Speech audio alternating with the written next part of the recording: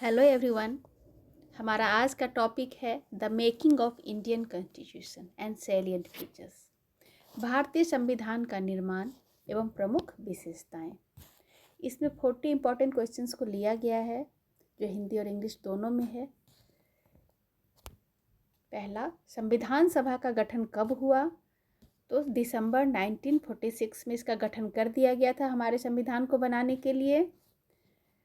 संविधान सभा के प्रारूप समिति के अध्यक्ष कौन थे? Who was the chairman of the drafting committee?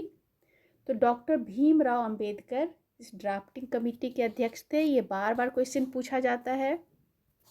प्रारूप समिति। संविधान कब अंगीकृत किया गया, एडॉप्ट कब किया गया? ये एडॉप्शन और इसको लागू करने में अंतर है। तो 26 नवंबर 1949 को इसे अडॉप्ट कर लिया गया था, अंगीकृत कर लिया गया, और 26 जनवरी 1950 को इसको लागू कर दिया गया। संविधान बनाने में कितना समय लगा? तो संविधान बहुत मेहनत से और काफ़ी समय लगा के बना था। देखिए, 2 साल 11 महीने 18 दिन का समय लगा था इसको बनाने में टोटल। संविधान सभा में कितने सदस्य थे? जब संविधान सभा बनाई गई थी तो उसमें कितने सदस्य थे? तो 389 थे, जो हमारी आज़ादी के बाद जब हमारे देश का विभाजन हो गया तो ये भी बट गए थे। संविधान सभा के अध्यक्ष कौन थे? तो डॉक्टर राजेंद्र प्रसाद अस्थाई अध्यक्ष थे, अस्थाई सच्चिदानंद प्रसाद थे। ठीक है। संघीय व्यवस्था किस अधिनियम से ली गई? तो संघीय व्यवस्था ली गई है गवर्नमेंट ऑफ इंडिया एक्ट 1935 से। ये गवर्नमेंट ऑफ इंडिया एक्ट 1935 हमारे संविधान का ब्लूप्रिंट भी कहलाता है। अधिकांश चीज़ें हमने इससे ली हैं। मौलिक अधिकार किस देश से लिए गए थे? तो मौलिक अधिकार यूएसए से।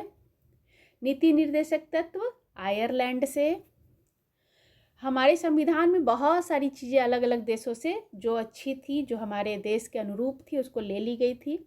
भारतीय संविधान का स्वरूप कैसा है? तो फेडरल है और यूनिटरी फीचर्स है इसके, संघात्मक लेकिन एकात्मक विशेषताओं के साथ। भारतीय संविधान क्या लिखित है? तो बिल्कुल लिखित है, इंग्लैंड के अलिखित संविधान की तरह नहीं है। सबसे प्रमुख विशेषता क्या है? तो विश्व का सबसे लंबा लिखित संविधान है हमारा संविधान।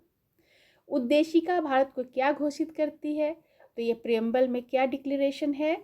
तो ये सॉवरेन है, सोशलिस्ट है, सेक्युलर, डेमोक्रेटिक रिपब्लिक घोषित करता है भारत को।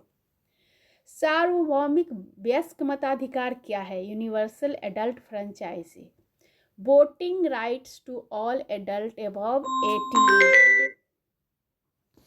तो हमारे यूनिवर्सल एडल्ट फ्रेंचाइजी सार्वभौमिक वयस्क मताधिकार क्या है? तो 18 वर्ष से ऊपर के सभी लोगों को वोट देने का अधिकार ही सार्वभौमिक वयस्क मताधिकार कहलाता है। न्यायिक पुनरावलोकन क्या है? तो power of courts to review laws. Court के पास इतनी शक्ति कि वो जो भी कानून बनाया जा रहा है सरकार के द्वारा उसको वो रिव्यू करे, यही न्यायिक पुनरावलोकन की शक्ति कहलाती है। धर्मनिरपेक्षता किसे कहते हैं? What is secularism? Equal respect for all religions, सारे धर्मों की बराबर सम्मान ही क्या कहलाता है? धर्मनिरपेक्षता। एकल नागरिकता क्या है?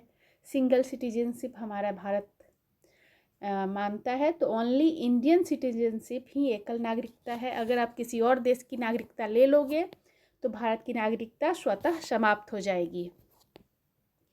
संशोधन किस अनुच्छेद में है? अमेंडमेंट आर्टिकल कौन सा है? तो आर्टिकल 360 के अनुसार, 368 के अनुसार बहुत सारे अमेंडमेंट किए गए हैं हमारे संविधान में, संशोधन किए गए हैं।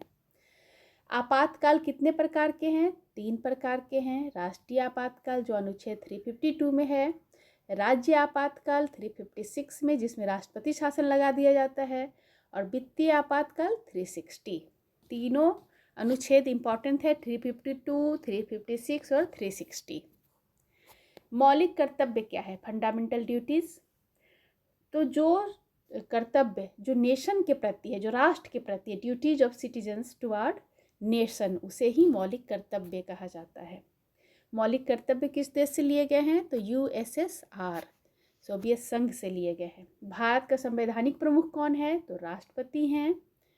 और कार्यपालिका की शक्ति किसके पास है? तो प्राइम मिनिस्टर के पास है और काउंसिल ऑफ मिनिस्टर्स के पास। कानून का शासन किसे कहते हैं? तो लॉ ही सुप्रीम जहाँ रहे उसे ही कानून का शासन कहते हैं, जहाँ कानून ही सुप्रीम हो। द्विसदनीय विधानमंडल क्या है? तो 2 हाउसेज ऑफ पार्लियामेंट, जहाँ पे पार्लियामेंट का 2 सदन होता है उसे द्विसदनीय विधानमंडल कहते हैं। संसद के दोनों सदनों के नाम लोकसभा और राज्यसभा। कल्याणकारी राज्य क्या है? Welfare state. तो जो सोशल जस्टिस के लिए जो राज्य काम करे वही है वेलफेयर स्टेट। सार्वभौमिकता किसे कहते हैं? तो फ्रीडम फ्रॉम एक्सटर्नल कंट्रोल, कोई भी बाहरी प्रभुत्व ना हो, कोई कंट्रोल ना हो, हम अपने निर्णय स्वयं ले पाए, तो वही सार्वभौमिकता कहलाती है।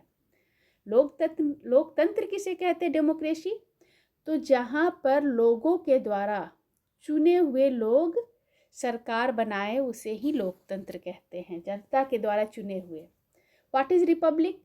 तो जहाँ पे एक चुना हुआ हेड होता है राज्य का उसे ही हम गणराज्य कहते हैं। सामाजिक न्याय किससे सुनिश्चित होता है? तो फंडामेंटल राइट्स से और DPSP मतलब डायरेक्टर प्रिंसिपल्स और फंडामेंटल राइट्स से होता है। संविधान को जीवंत दस्तावेज क्यों कहा जाता है? लिविंग डॉक्यूमेंट, क्योंकि इसमें बहुत सारे अमेंडमेंट्स हुए हैं। स्वतंत्र न्यायपालिका क्या है? तो जो जिस पर एग्जीक्यूटिव कंट्रोल ना हो, कार्यपालिका का नियंत्रण ना हो, वही स्वतंत्र न्यायपालिका है। सहकारी संघवाद क्या है? Cooperative federalism. तो सेंटर और स्टेट के बीच में कोऑपरेशन, केंद्र और राज्य के बीच में सहयोग।